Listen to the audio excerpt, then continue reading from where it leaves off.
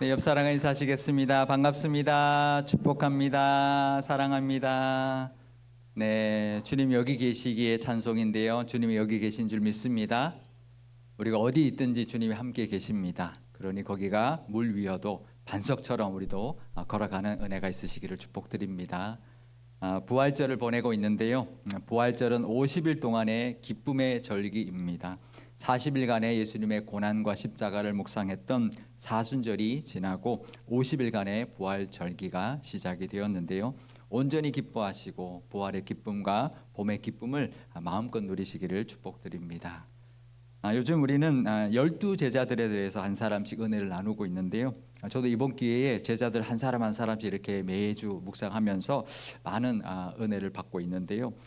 제자들 중에는 같은 이름을 가진 제자들이 있습니다. 일명 동명이인 제자들인데요. 오늘은 남은 제자들 중에서 동명이인의 제자들에 대하여 함께 은혜를 나눠보려고 합니다. 오늘 이 시간에도 은혜와 도전이 있으시기를 바랍니다. 오늘 본문을 보면 예수님이 밤이 새도록 기도하시고 많은 제자들 중에서 12명을 택해서 사도라고 칭해 주셨습니다. 제가 오늘 본문을 다시 한번 읽어드리겠습니다. 누가복음 6장 12절에서 16절 말씀입니다. 이때에 예수께서 기도하시러 산으로 가사 밤이 새도록 하나님께 기도하시고 밝음에 그 제자들을 부르사 그 중에서 12를 택하여 사도라 칭하셨으니 곧 베드로라고도 이름을 주신 시몬과 그의 동생 안드레와 야고보와 요한과 빌립과 바돌로메와 마테와 도마와 알페오의 아들 야고보와 셀롯이라는 시몬과 야고보의 아들 유다와 예수를 파는 자들 가룟 유다라. 예수님의 제자들 이름이 그래도 조금 이제는 익숙해지셨죠? 기억이 좀 나시나요? 한 사람씩 한 사람씩 나눴기 때문에 이 기억이 이제 잘 나실 텐데 한번 우리 그 되새겨 보면 좋겠습니다. 먼저 누구죠? 베드로와 그의 동생 안드레 이렇게 형제고요. 야고보와 요한의 형제 여기까지는 잘 알죠. 그리고 이제 빌립과 나다나엘이라고도 하던 바돌로메 두 형제, 그러니까 친구, 빌립과 바돌로메 친구. 그다음에 세리마테가 있었고 디두모라고 했던 쌍둥이 도마까지 했습니다. 8명의 제자들 함께 나눴는데요. 이제 몇 명 남았나요? 4명 남았죠. 여기서부터 좀 생각이 잘 안 나요, 그죠? 12명 꼽으라고 하면. 근데 의외로 쉽습니다. 왜냐하면 남은 제자들은 거의 다 동명이인이기 때문에 그런데요. 남은 제자들 중에서 동명이인의 제자들이 이렇습니다. 야고보가 있고 시몬이 있고 유다가 있습니다. 다 우리가 아는 이름이죠. 야고보도 알고 시몬도 알고 유다도 압니다. 이제 동명이인의 야고보는 알페오의 아들 마리아의 아들이고 요셉의 형제이고요. 또 이 시몬은 셀롯이라고도 하고 가나나인이라고도 합니다. 이 유다는 가룟 유다가 아니라 야고보의 아들 유다, 또 다데오라고도 하는데요. 오늘은 이 3명의 동명이인의 제자들을 대해서 함께 은혜를 나눠보려고 합니다. 그 첫 번째 동명이인의 제자는 바로 야고보인데요. 요한의 형제 야고보를 우리 함께 나눴습니다. 그때 잠깐 말씀드렸는데요. 이 요한의 형제 야고보는 세베대의 아들이고 그의 어머니의 이름이 살로메였습니다. 오늘 나누는 이 야고보는 알페오의 아들이고요. 예수님의 그 십자가 아래에 함께 있었던 마리아의 아들 작은 야고보입니다. 마가복음 15장 40절 말씀입니다. 멀리서 바라보는 여자들도 있었는데 그 중에 막달라 마리아와 또 작은 야고보와 요새의 어머니 마리아와 또 살로메가 있었으니, 그러니까 이 야고보는 작은 야고보라고 불렸는데요. 그러니까 세베대의 아들 요한의 형제 야고보는 큰 야고보, 이 야고보는 작은 야고보라고 불렀다라는 것이죠. 그런데 동명이인이 있는데 누구는 큰 누구는 작은 누구 하면 어떻게 들릴까요? 그리 듣기 좋은 말은 아닐 것 같아요, 그죠? 누구나 다 큰 사람 되고 싶지 작은 사람, 작은 누구 이렇게 듣고 싶지는 않을 것입니다. 지난번에 이제 요한의 형제 야고보 이야기할 때 그 야고보가 더 연장자여서 큰 야고보라고 했고 이 알포의 아들 야고보가 더 어렸기 때문에 작은 야고보라고 했을 것이다라고 말씀을 드렸는데, 그런데 학자들마다 조금 의견이 다릅니다. 어떤 학자는 키가 작아서 그랬다. 어떤 학자들은 영향력이 작아서 그랬다라고 보기도 하거든요. 그런데 나이가 작든 키가 작든 영향력이 작든 그 어느 이유 하나 달가운 이유는 없습니다. 그런데 하나님은 이런 작은 사람도 쓰신다라는 것이죠. 작은 야고보에게 동생 요셉이 있었는데요. 이 요셉은 12제자의 반열에 오르지 못했습니다. 그래도 이 야고보는 12제자의 반열에 그 많은 제자들 중에서 12명 뽑는데 그래도 택함 받은 것이죠. 그것만 해도 어딘가요, 그죠? 이 작은 야고보의 어머니 마리아는 예수님을 따르는 여인 중에 하나였는데 십자가의 아래까지 갔었고 예수님이 부활하신 그 새벽에 무덤에도 갔던 여인이었습니다. 어쩌면 예수님의 이모 살로메 아들 야고보에 가려서 자기의 아들 야고보는 그만큼 주목받지 못했기 때문에 좀 서운할 수도 있었을 겁니다. 게다가 자기 두 아들 중에 하나만 제자가 12제자가 되고 또 이 살로메의 아들은 둘 다 12제자가 되었잖아요. 그러니 얼마나 비교가 되었겠습니까? 어느 아들이 내 아들들이 저 집 아들들보다 더 크게 쓰임 받고 싶지 않은 어머니가 누가 있겠습니까? 하지만 그 어머니의 그 아들이라고 마리아도 그랬듯이 이 작은 야고보도 그랬는데요. 마리아도 그런 불평 없이 묵묵히 십자가의 아래까지 갔었고 예수님의 무덤까지 갔던 것처럼 이 작은 야고보도 존재감이 별로 없었지만 그래도 묵묵히 12제자의 한 사람으로 그 역할을 끝까지 감당했던 것입니다. 이 작은 야고보는 큰 야고보의 그늘에 늘 가려 있었을 겁니다. 12제자들이 모여 있을 때 예수님이 야고보야 그러면 누구를 부르는 걸까요? 요한의 형제 야고보를 부르는 것이겠죠. 그렇지만 끝까지 그 12제자의 자리를 지켰던 이 작은 야고보도 하나님은 분명히 귀하게 쓰셨을 것이고 잘했다 칭찬해 주실 것입니다. 큰 야고보가 가장 먼저 순교를 했잖아요. 그러면 이제 작은 야고보 남았으니까 그 존재감이 이제 좀 드러낼 수 있겠다 싶었을 거예요, 그죠? 그런데 예수님의 동생 야고보가 있는 거예요. 그러니까 이 작은 야고보는 너무 큰 야고보들에게 밀려서 그 존재감은 늘 거의 없는 그런 야고보로 살았을 겁니다. 좀 드러내고 싶어도 예수님의 사촌 동생 야고보, 예수님의 친동생 야고보한테 어떻게 그 존재감을 이길 수 있었겠습니까? 그래도 성경에 그 내용이 거의 없어도 하나님이 쓰시면 하나님이 기억하시면 되는 것이죠. 그러니 우리도 비교하지 말아야 합니다. 좀 작더라도 영향력이 좀 적더라도 끝까지 묵묵히 우리의 자리를 지키고 역할을 감당한다면 하나님께서 기억하실 것입니다. 그러면 우리도 이 작은 야고보처럼 12제자의 반열에 올라갔던 것처럼 영광과 칭찬과 보상이 분명히 우리에게도 있을 줄 믿습니다. 왜냐하면요, 하나님의 나라는 유명한 사람, 큰 사람만으로 이루어지지 않기 때문입니다. 그렇죠? 천국이 큰 사람, 유명한 사람으로만 어떻게 이루어지겠습니까? 그러니 교회 안에도 마찬가지입니다. 이름 없이 섬기는 사람들도 정말 귀합니다. 정말 우리가 드러나는 분들, 장을 맡은 분들, 뭐 어떤 역할 맡은 분들도 있지만 그렇지 않은 분들도 귀합니다. 하나님이 다 기억하십니다. 똑같이 칭찬해 주실 것입니다. 예수님이 달란트 비유에 그 비유를 해주셨거든요. 5달란트 남긴 자나 2달란트 남긴 자나 똑같은 칭찬을 해주셨거든요. 그처럼 우리 교회에서나 어디에서나 정말 하나님의 나라에서나 묵묵히 그 어떤 작은 자리도 지키고 잘 감당하는 그 사람들을 하나님이 분명히 칭찬하시고 상급 주실 것입니다. 비교하지 말고요. 하나님의 나라에서는 비교가 없을 겁니다. 하나님의 나라는 크고 작은 사람보다 끝까지 충성했느냐, 끝까지 그 자리를 지켰느냐가 더 귀하고 더 칭찬 받게 될 것입니다. 크고 작다 비교하지 말고 끝까지 내게 주어진 역할 잘 감당하셔서 하나님 앞에 다 칭찬받기를 바랍니다. 저는 연말에 이제 예전에 한번 연말에 시상식들이 있잖아요. 여러 가지 시상식들이 있는데 그걸 보면서 제가 든 생각이 있었습니다. 천국에는 조연상이 없다. 다 주연상이다. 그런 생각이 들었습니다. 주연상을 받느냐 안 받느냐지 누구는 주연상 주고 누구는 조연상 주는 거는 없지 않을까라는 생각이 듭니다. 안 그럴까요? 우리 중에서 누구는 천국 갈 때 주연상 주고 누구는 아이고 그래 조연 잘했다 조연상 줄까요? 아니죠. 우리가 맡은 역할에 다 주인인 것입니다. 내가 맡은 역할이 크건 작든 그 역할의 주연상을 다 주실 줄 믿습니다. 천국 가서 다 주연상 받는 저와 여러분 되시기를 축복드립니다. 또 한 사람의 동명이인은요, 야고보의 아들 유다인데요, 가룟 유다와 동명이인인 거죠.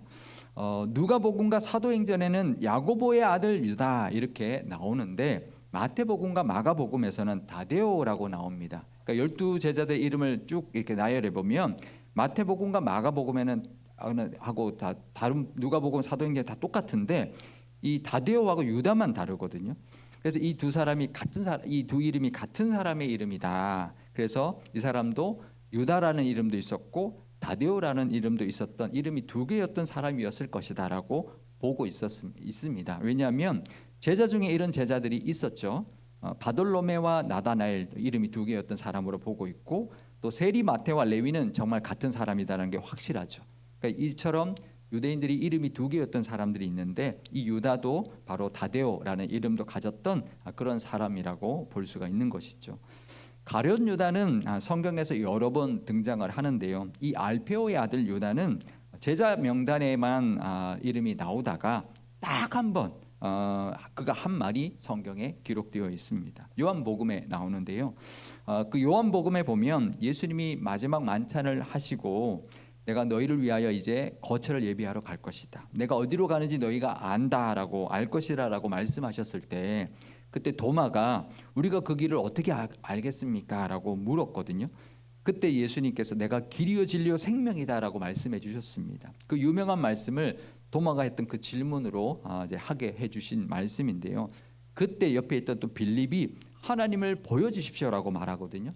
그랬더니 예수님께서 나를 본 자는 이미 하나님을 보았다라고 말씀하시면서 이제 보혜사 성령님을 보내주겠다라고 말씀하셨는데, 그때 또 그 옆에 있던 이 유다, 야고보의 아들 유다가 이렇게 질문을 했습니다. 요한복음 14장 22절에서 24절 말씀입니다. 가룟이 아닌 유다가 이르되 주여 어찌하여 자기를 우리에게는 나타내시고 세상에는 아니하려 하시나이까? 예수께서 대답하여 이르시되 사람이 나를 사랑하면 내 말을 지키리니 내 아버지께서 그를 사랑하실 것이요 우리가 그에게 가서 거처를 그와 함께 하리라.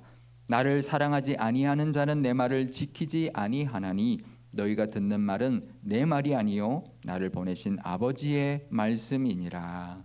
아멘. 그러니까 이 유다가 예수님께 물은 거죠. 왜 자기들한테는 하나님의 아들이신 것, 메시아인 것을 나타내면서 왜 세상에는 나타내지 않으십니까?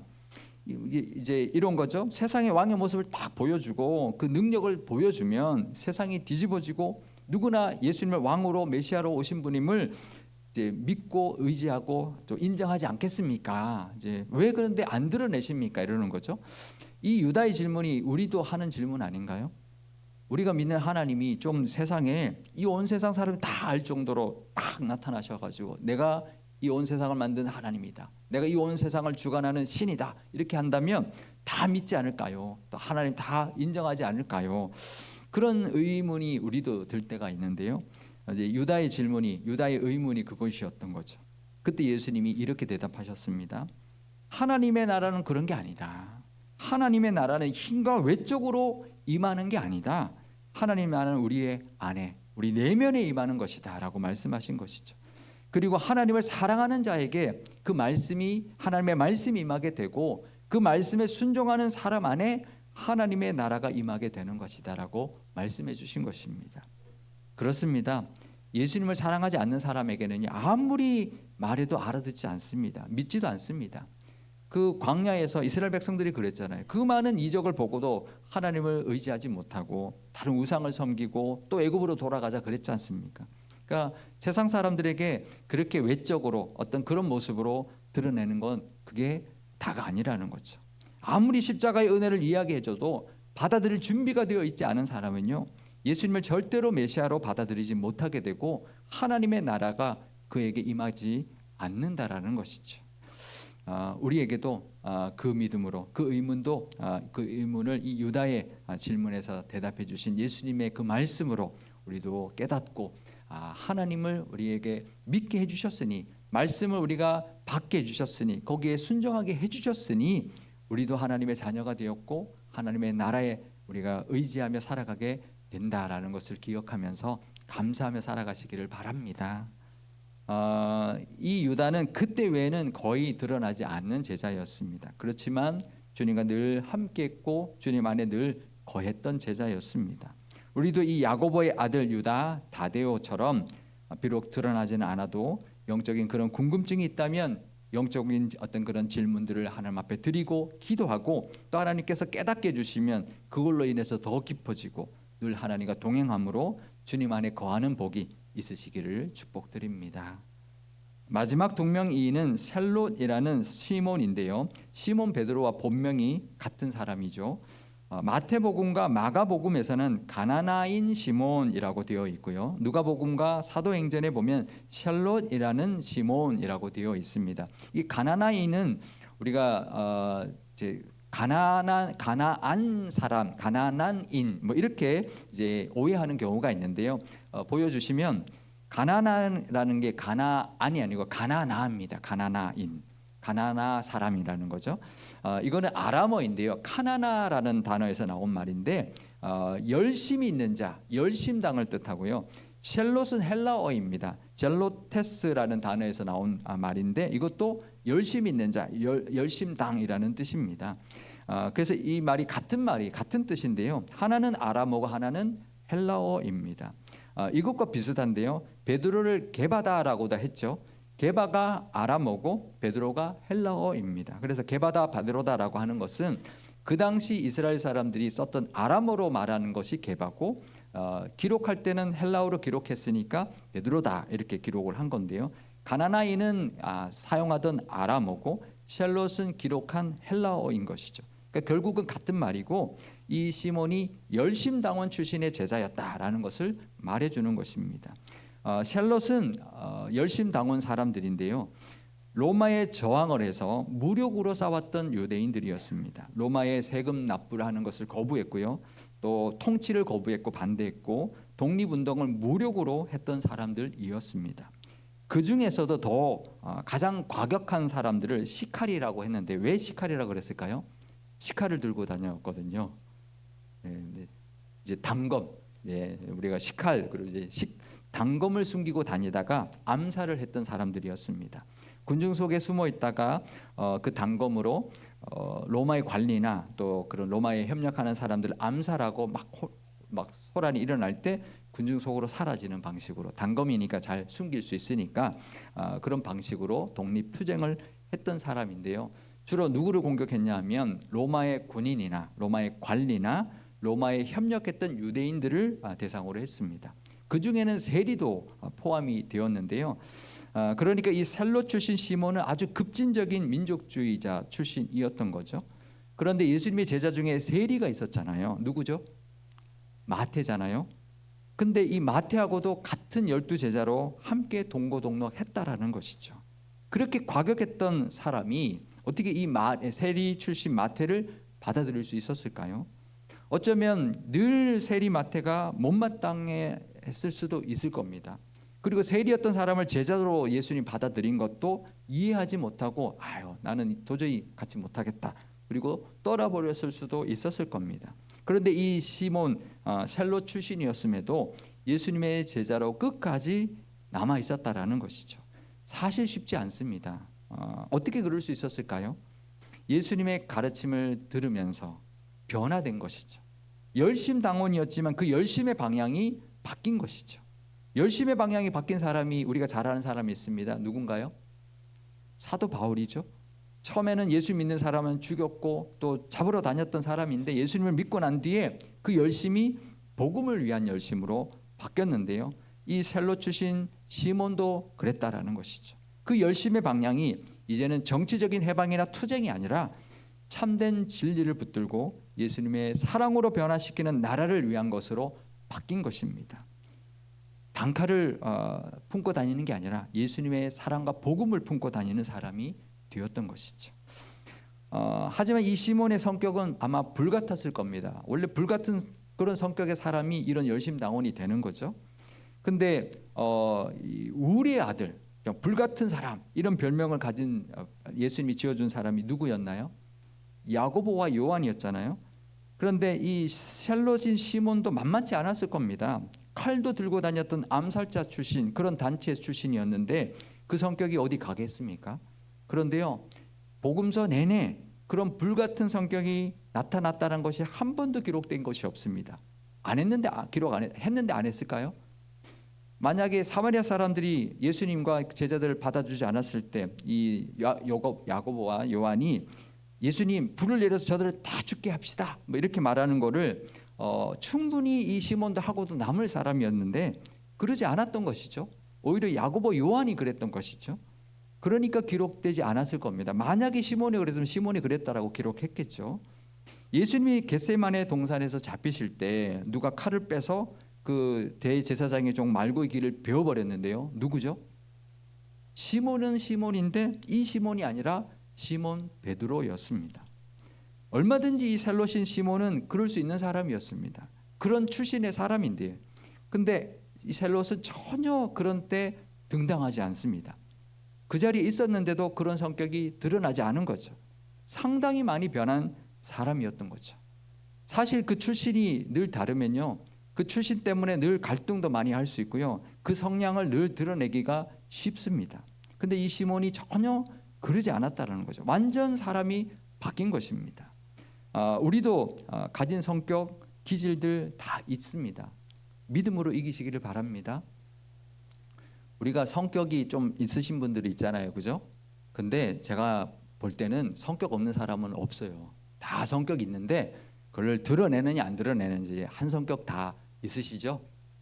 근데 믿음으로 우리가 다 이렇게 점잖하게 또 이렇게 다 이렇게 부드럽게 온유하게 살아가는 거지, 원래 다 한 성격 다 있습니다, 그죠?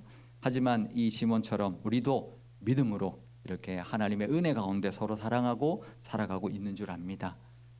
내 생각 내려놓고 주님의 뜻과 사랑으로 늘 사람을 대하고 그렇게 살아가시는 성숙한 믿음 다 되시기를 주님의 이름으로 축복드립니다. 어쩌면 이 세 사람들은요, 너무 조용해서 존재감이 없어 보이지만, 그래서 기록이 거의 남아 있지 않지만, 그런데 그게 오히려 다른 기록이 많은 제자들처럼 부족한 점이 많이 드러나지 않았기 때문일 수도 있다라는 생각이 듭니다. 오히려 더 성숙한 제자였을 수도 있는 것이죠. 조용하다고 더 믿음이 어리고 미숙한 거는 아니기 때문입니다. 우리도 이 세 명의 동명이인 제자들처럼 유명한 사람의 이름과 똑같아서 늘 그 그늘에 가려 살 수도 있습니다. 누구 그러면 그 사람이 먼저 떠오를 때가 있을 수 있습니다. 그래서 존재감이 없을 수 있는데요, 하지만 하나님은 절대 그렇게 보지 않을 것입니다. 나는 나대로 봐주시는 하나님께 늘 인정받고 칭찬받는 그런 저와 여러분 되시기를 바랍니다. 분명히 그렇게 하실 것입니다. 조용하지만 묵묵히 끝까지 주어진 역할과 사명 잘 감당하시는 저와 여러분 되시기를 축복드립니다. 이 세 명의 제자들의 행적은요, 전승으로만 거의 전해지고 있는데요, 이 세 명 모두 다 나중에 다 선교를 하다가 순교를 했는데요, 작은 야고보는 시리아와 페르시아와 이집트까지 가서 선교를 하다가 십자가형으로 순교를 당했고, 그의 유해는 로마의 산티 아포스톨리라는 성당에 안치되어 있습니다. 야고보의 아들 유다와 셀롯인 시몬은 같이 페르시아에서 선교를 하다가 야고보의 아들 유다는 도끼로 순교를 당했고요, 셀롯인 시몬은 톱으로 켜서 형벌을 하는 절단형 순교를 당했습니다. 그리고 이 두 사람은 성 베드로 성당에 그들의 유해가 안치되어 있습니다. 이 두 사람은 늘 함께 선교를 했고 함께 순교했고 함께 묻혀 있는 것이죠. 그들의 행적과 열매는 우리가 다 알 수 없지만, 성경의 기록도 너무나 작지만 12제자의 반열에 올라갔고요, 하나님의 나라에서는 분명히 하나님께 잘했다 칭찬받고 있을 것입니다. 우리도 이런 동명이인처럼 존재감이 없는 사람이라고 할지라도 늘 하나님만 바라보면서 작지만 또 하나님과 늘 동행하고 복음의 사명 감당함으로 하나님께 칭찬받고 하나님께 인정받는 그런 저와 여러분 되시고 우리 교회가 되시기를 주님의 이름으로 축원드립니다. 기도하시겠습니다. 작은 자도 칭찬하시는 하나님 아버지, 부활절을 보내고 있습니다. 부활하셔서 부활의 소망이 되어주신 예수님께 감사와 영광을 올려드립니다. 만물이 소생하고 꽃들이 만발하는 이 봄을 허락하신 은혜도 감사드립니다. 하나님 안에서 늘 천국을 누리게 하시고 하나님을 사랑하고 말씀에 순종함으로 우리 안에 늘 하나님의 나라가 가득하게 하옵소서. 오늘 사람들에게는 잘 기억되지 않았던 3명의 동명이인 제자들을 보여주시니 감사드립니다. 우리도 때로는 너무 존재감 없는 것 같고 누가 알아주지 않는 것 같을 때가 있습니다. 하지만 이 제자들도 밤새 기도하시며 예수님이 택해 주신 귀한 제자들이었음을 기억하게 하옵소서. 그처럼 우리도 하나님이 귀하게 택해 주셨고 사람들은 알아주지 않아도 하나님은 다 보고 계시며 잘했다 칭찬하고 계실 줄 믿습니다. 비록 작고 미약할지라도 내게 허락하신 그 자리에서 묵묵히 내 역할 잘 감당하게 도와주시고 하나님이 주신 힘으로 열매 맺으며 살아가게 하옵소서. 분명히 우리 각자를 향하신 하나님의 뜻이 있을 것입니다. 우리 모두가 그 뜻 잘 감당할 때 우리 교회가 천국이 될 것이고 우리 모두를 통하여 하나님의 나라가 이 온 세상에 펼쳐지게 될 줄 믿습니다. 그 사명 잘 감당하는 우리 교회와 모든 교우들이 다 되게 하옵소서. 우리 주 예수님의 이름으로 기도드리옵나이다. 아멘.